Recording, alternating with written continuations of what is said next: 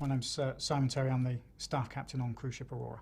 I've worked my way through the ranks to my current position, and future role eventually would be obviously captain. As staff captain, I'm head of the deck department, and the deck department really is the navigational department.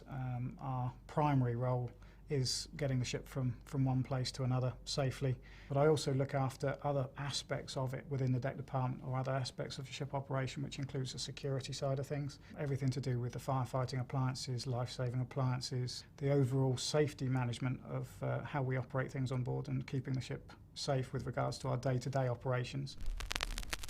It wasn't a decision I made straight away. I mean, ever since, when I was coming up to 13, 14, when I was looking at a career, initially I was looking at going in the armed forces, and I spent times, I went to the Army Careers Office and spoke to them, and I started getting into that, preparing. I was going on to college to get my O-levels and then A-levels, and that was where I was heading. Even when I was at sixth form college, I spent time in the Royal Marine Reserves, and unfortunately when I went to join the regulars, I didn't pass the medical. So it was a case of, well, what can I do now? And I think it was very hard to take initially, but everything in life, I think you have to take the knocks sometimes when you're choosing to do something. It doesn't go right, and you get an alternative, you come up with something different, and then you focus on it and go for it, really. And I think that's just the way you should really look at it and tackle it. My dad had been at sea. He originally started with a company called Union Castle. He did about 3 or 4 ships with Union Castle before moving to Cunard, and it was when he started.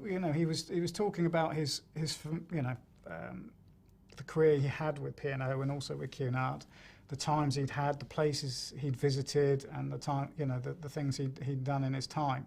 He would regale these salty, sea dog stories, and I thought, well, maybe this is something that I could do. So I didn't really choose to do it. However, 18 years later, I'm still here, and I'm still loving it, and I don't regret a single moment. Well, the highlight of my career was probably when I gained my master's certificate, which is the highest qualification you can get. That's the pinnacle of the qualifications, so to speak. It's a culmination of all the years of time at college and time at sea. You spend time, as you're going through your cadetship, you'll spend a certain element of time at college doing your theoretical side of things. And then the next pinnacle would obviously be in years to come, when hopefully I would end up with a captain's position. But to date, it's gaining my master's license, which was back in 2001, some years ago. But that was probably the monumental time so far.